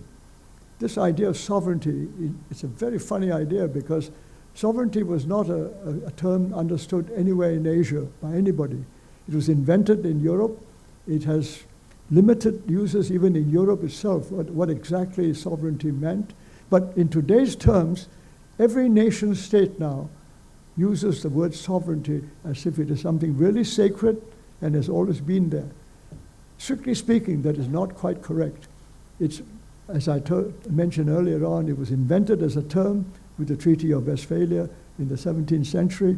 Took a long time to really take effect, and only in the 19th century that international law made sovereignty more meaningful and something that can be tested in international law. And it was only after the United Nations came about in 1945 that our ideas of sovereignty have become clearer.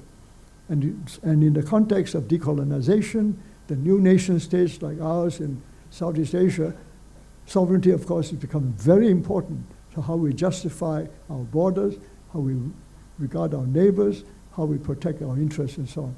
So this is fairly new. But in the course of it all, it is still evolving.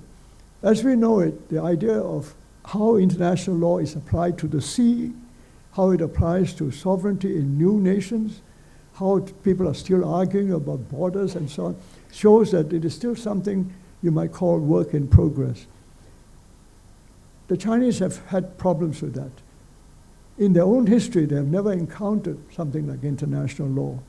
As I said, in the 19th century, they were so innocent that the Japanese were able to interpret international law to their advantage and in fact created serious problems for the Manchu Qing Empire and down to the present. And to this day, the Chinese are still, I would say, struggling with it. But in fact, to be quite honest, I'm not sure that it is at all clear that everybody in the world understands what international law means. It is still a very, to my mind, a very complex subject. I have talked to international lawyers who spend hours arguing among themselves of how to interpret certain pieces of international law. Anyway, lawyers argue, so you know, that doesn't prove anything. But it goes to show that this is something not at all clear. And in the Chinese tradition, one major factor that makes it difficult for other people to understand China, as well as for China to explain itself to others, is the fact that the Chinese supposition, the assumption, is that law is man-made. Now that, if you have that assumption, then law has a particular understanding about the law. If it is man-made, it can be changed by man. This is what it boils down to. But of course, in the way international law developed in Western Europe, it actually comes an opposite tradition. It comes from the tradition of the Ten Commandments. It's God-made. And the Ten Commandments are sacred, and all ideas of law stem from the kind of behavior that it can be, through sacred intervention, determine all human behavior thereafter. At least it has some echoes of that. The Chinese don't understand that. And I don't know that the West always understands that either. But anyway, the fact is that they have a different tradition of law, and they develop a kind of respect for the law, the rule of law, for example, in a way which is very different from what it had, law developed in China. It's not that the Chinese didn't have law. They always had law.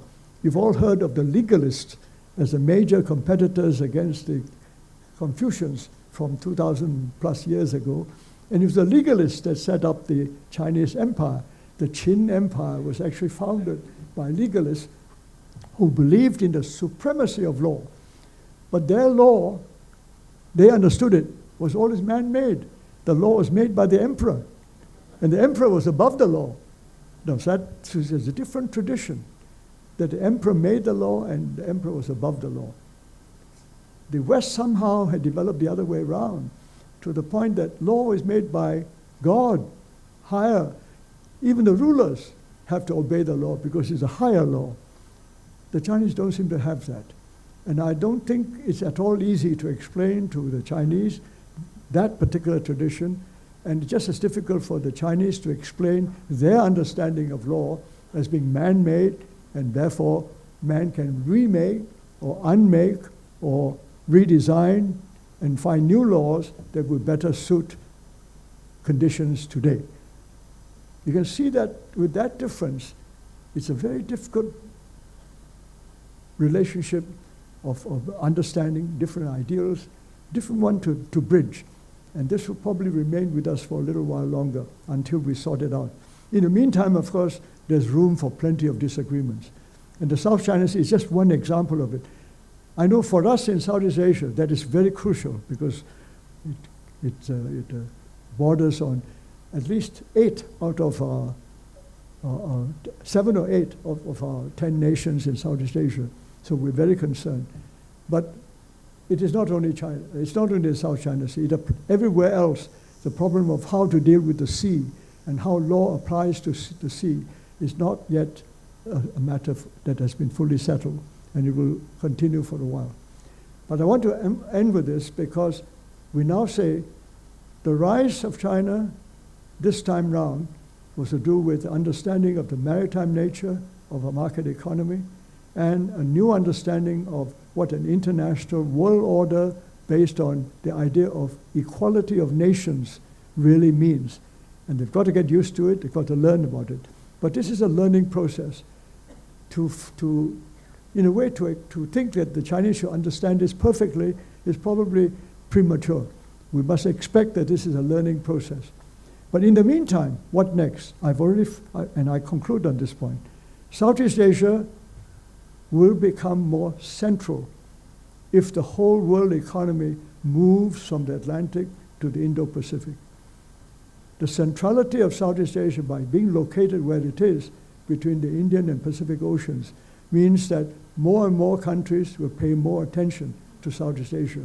And how Southeast Asia develops will be very much closely scrutinized by everybody.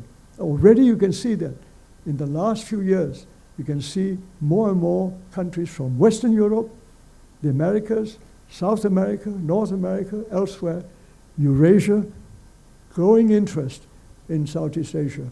And it is not surprising that China should pay very close attention and should develop an idea, which is still very much work in progress, the idea of one belt, one road, to try and reconfigurate for themselves a clearer understanding of what it means to have the world's economic center move to this part of the world, involving China, which has 2/3 of its boundaries on land and 1/3 at sea. How do they balance off the relationships between their and the land neighbors in Central and Northern Asia and their sea neighbors across the maritime oceans of the Indian and Pacific Oceans? Thank you very much.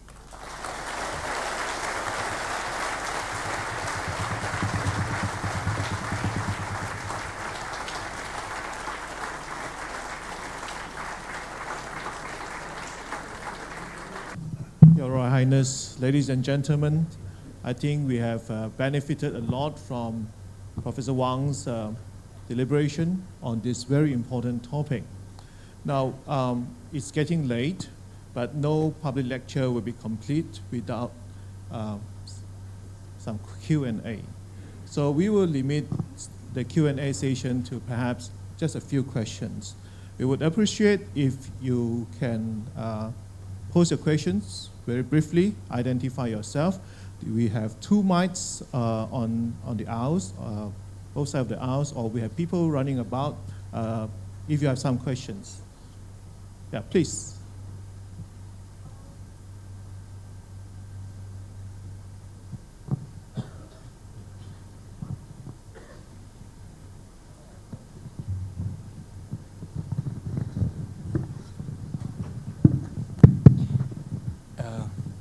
Thank you, Professor Wang, for a very enlightening talk encompassing from ancient Rome to today. I have this question in my mind, and I think many of us have it in our mind. You explained quite well the fall and then the rise of China.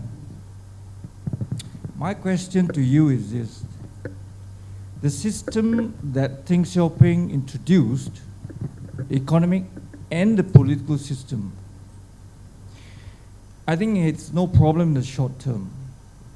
What I want to ask you is this system sustainable in the medium and long term, i.e.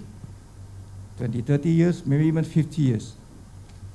Especially if another equivalent of a Tiananmen or a major economic downturn occurs. Is this more important the political system actually? I'm not worried about the economic system. Is the political system devised by Deng Xiaoping, generally done by him, is it sustainable in the medium to long term?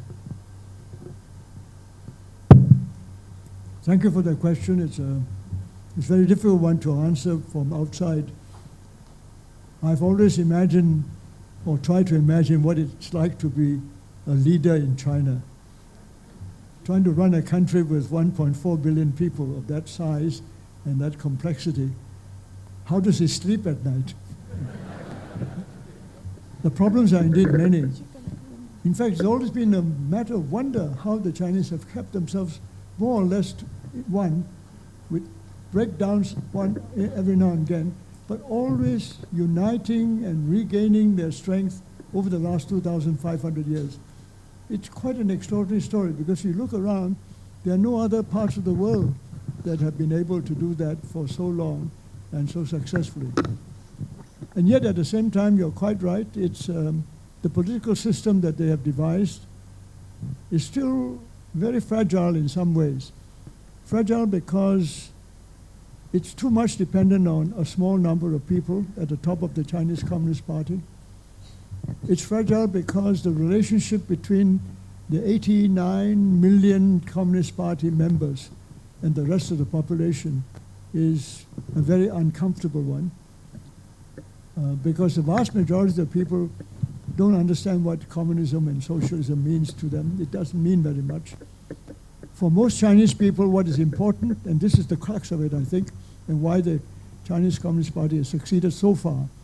For most Chinese people, the important thing throughout Chinese history has been, can they govern and bring about law and order, and can people's lives, daily lives, economic performance and so on, be sustained? On those two things, I think the Chinese Communist Party up to now has been reasonably successful. They have brought, I mean, mind you, under Mao Zedong there was a lot of disorder, but that was deliberately created by him in a way. So it's not because the Chinese people were in disorder. The Chinese Communist Party was never lost control over the country. And today they are even more in control than ever and determined to keep control. So in terms of law and order, I think the Chinese system can work quite well. In terms of economic performance, however, they are now open to the whole world. As I said, they're now open to the whole global market economy. So there are other factors that are beyond their control. I mean, the 2008 financial crisis in the United States was beyond their control. And they've responded in a very active way, but probably partly solving and dealing with the financial crisis that affected the world, but partly creating new ones for themselves, because they poured in a tremendous amount of money to defend their own economy, but there's a price behind them. So there are things which they are now facing. And Xi Jinping doesn't only talk about control, he's also talking about economic restructuring. And the economic restructuring of turning a basically export-based economy that is very much modeled on the Japanese one before, of sending out, and part of the whole capitalist, industrial capitalism of the past, now faces the problem of how do you sustain this if the rest of the world doesn't get much richer. I mean, up to now, their economy has benefited greatly by selling most of the things to Europe and the United States. That's part of the story for almost all the developing world. And this cannot continue if the Europeans and Americans' economies don't grow very much from now onwards. And if they should have their problems, this will have repercussions. And the competition of other powers all rising, other economies all rising, also means challenges to China. So they're now getting drawn into a whole range of things for which there are no easy lessons to learn and no simple answers. They themselves are feeling their way, they're feeling their way into Africa, feeling their way in Latin America, the way they're investing in their One Belt, One Road initiative. They're not sure exactly what to do. If you talk to the Chinese today, they themselves acknowledge this is a brilliant idea, but how to implement it, they need help. And they've actually asked for help. Quite unlike previously, they've actually opened themselves to say, come and help us, come and join us, like the AIIB. They've actually invited other people to join in for the development of infrastructure development. So I think they are aware that this is a global problem for which they are not really equipped, but they've got a good idea, they want to sell it, but they need partners, they need people to help them. What all this sums up is that they have a very complicated situation ahead of them. So your answer to your question is not in my capacity to give you. And I can't even tell you how optimistic to be. I just happen to be a natural optimist. It's my weakness.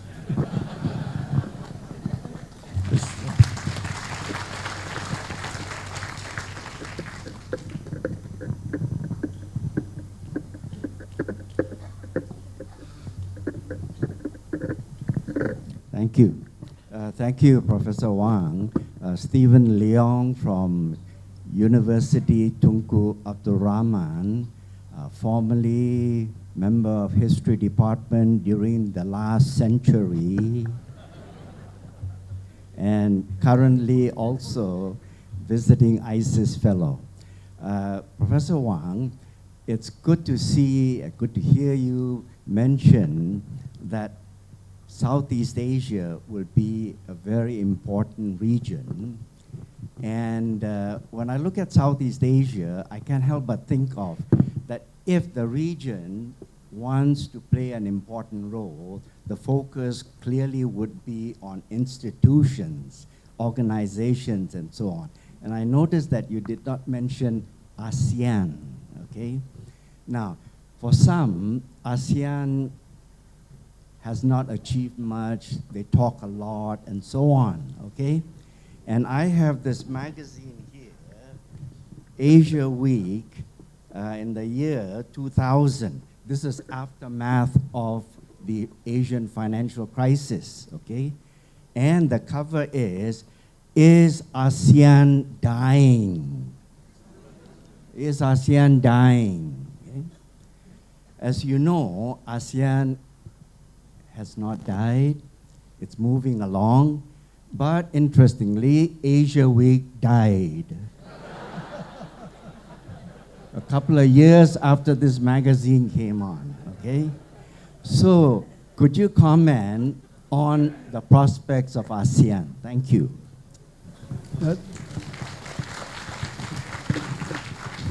Thank you, Stephen. That's a very good question. I did not deliberately leave out ASEAN. I just ran out of time. Southeast Asia, I kept on using Southeast Asia instead of ASEAN instinctively for a very sensible reason. Southeast Asia is not in question. Southeast Asia exists. It has 10 members, 10 countries. Each one is a sovereign state building a nation. Each one still has the choice of what it wants to do for its own country's interest, in its own country's interest. ASEAN, however, is still an objective, a goal, something to achieve. And regionalism is a big subject by itself. I could have spent the whole evening talking about efforts to build regionalism. ASEAN is one of the most successful regional organizations in the world today. As you say, it is still regarded too much as a talk shop, still a long way to go, but it has been remarkably successful given all the difficulties that regionalism has everywhere else in the world. In fact, if you look around the world, the only other one that is supposed to be working is European region, the European Union, and they seem to be having enormous troubles too. So it's not at all easy. And ASEAN will always have, as it were, a challenge ahead of them, how to keep the 10 states focused on single purpose interests. I'm myself unclear whether there is one focus at this stage. I think the institutions are beginning to shape up. We do have ASEAN. There are now probably something like 100,000 civil servants in the 10 countries who know each other fairly well. We meet each other thousands of times per year, and something must come out of it, one feels. But I can't tell you what it is yet. But I think what I would like to end on this one is to say that this is something really worthwhile, and because of the centrality that I spoke of earlier on, Southeast Asia is going to be so important that it will be a greater pressure on the 10 states to make a go, to make ASEAN really work. I still say it's only pressure because the major problem with ASEAN is that the Southeast Asians have never been a single united region ever in its history. There's always been very clear and very different backgrounds to the maritime countries of ASEAN and the mainland countries of ASEAN. If you look into their history, there is very little in common between the people who came down the valleys to run those different countries on the mainland and those who traveled by sea, particularly the Malay peoples who have been so adventurous at sea, who spread out, in fact, in so many directions, right, the Malay Polynesians into Oceania, into Madagascar. They have been fantastic on the sea, but they've not been able to do much on land. So the difference between continental people and maritime people actually exists in Southeast Asia itself. And it's to me anyway, it's a particularly difficult one to deal with. And if you look at the China's One Belt, One Road initiative, in itself you can see that China is also faces a dilemma, because the relations between China and the countries that neighbor China on land is totally different from that between China and the countries of the South China Sea, for example. They're really very different. And it's one of the reasons why South China Sea is such a difficult subject, because most of the members of ASEAN not sure what South China Sea means to them. I mean, it's hard to say, for example, how Laos, Cambodia, even Thailand or Myanmar really thinks about the South China Sea. They'll go along with what the neighboring countries want, but they don't have the conviction because it's not in their national interest. Whereas their national interests of those countries with their land borders, on the one side with China, on the other side with India, for example, Myanmar, that's much more real to them. And that poses a completely different set of problems. And you notice the One Belt, One Road initiative, the Chinese One Belt includes those land routes through Vietnam, Laos, Cambodia, Thailand, and even down the Malay Peninsula is basically land routes they're also thinking of. But in the case of Malay Peninsula, it also involves sea routes because of the Straits of Malacca. But the interests are very different. And the way the Chinese are looking at the continental lines between, for example, China and the Indian Ocean through Myanmar is a different kind of focus and a different kind of approach towards the problem than they are dealing with South China Sea. So even from China's perspective, they are not quite sure yet how to deal with ASEAN.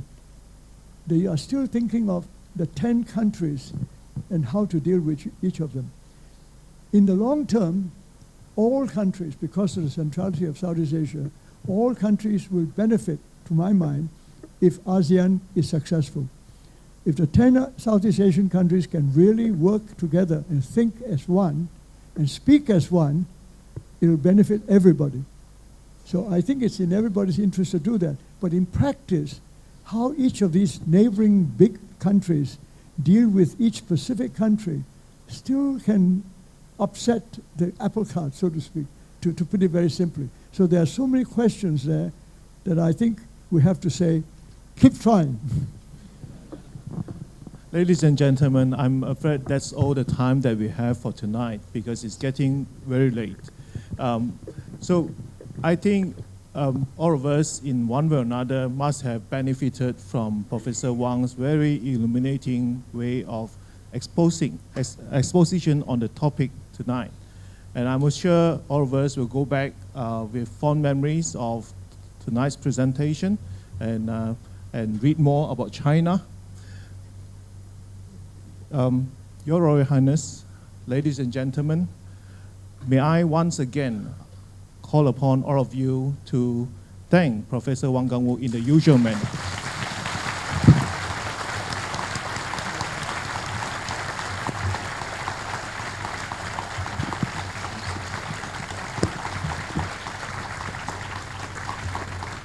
Thank you, Mr. Moderator, sir, and our highest appreciation to Professor Wang Gungwu for the remarkable lecture. Ladies and gentlemen, may we now have the pleasure to invite Professor Awang to be on stage to present a souvenir to our honorable speaker, Professor Wang Gungwu.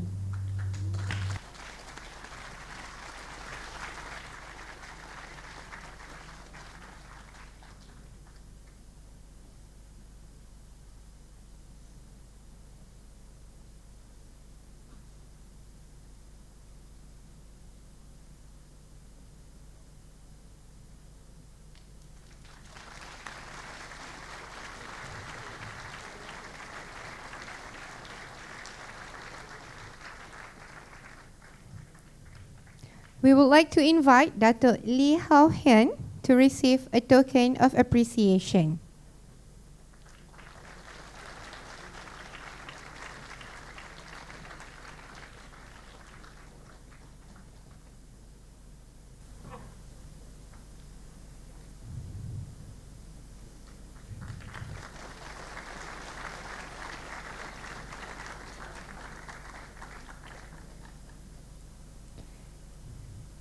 Thank you to our distinguished guests. May I invite you to have your seats.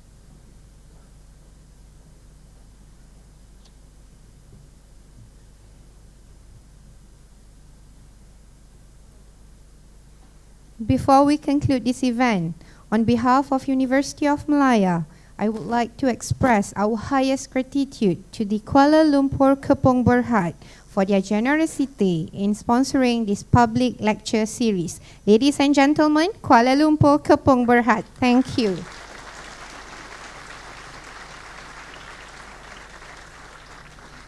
Ampun Tuanku, demikianlah berakhirnya majlis syarahan umum bertajuk The Great Powers in Southeast Asia and the Fall and Rise of China pada hari ini. Patik bagi pihak Universiti Malaya sekali lagi merafak sembah serta menjunjung kasih di atas keberangkatan duli tuanku dan patik mohon perkenan untuk mengakhirinya.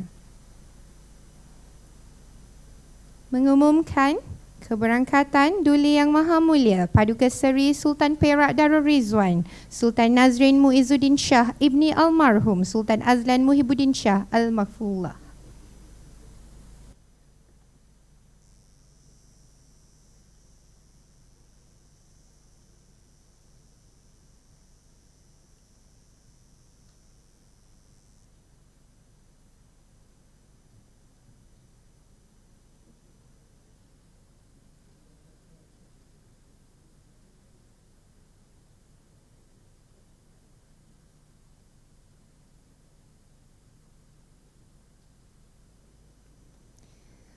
Ladies and gentlemen, that concludes our event for today. I hope that you have greatly benefited from today's discussion. On behalf of the organizers, once again, I would like to thank all of you for your kind presence. We hope to see you again. Wabillahi taufiq wal hidayah. Wassalamualaikum warahmatullahi ta'ala wabarakatuh.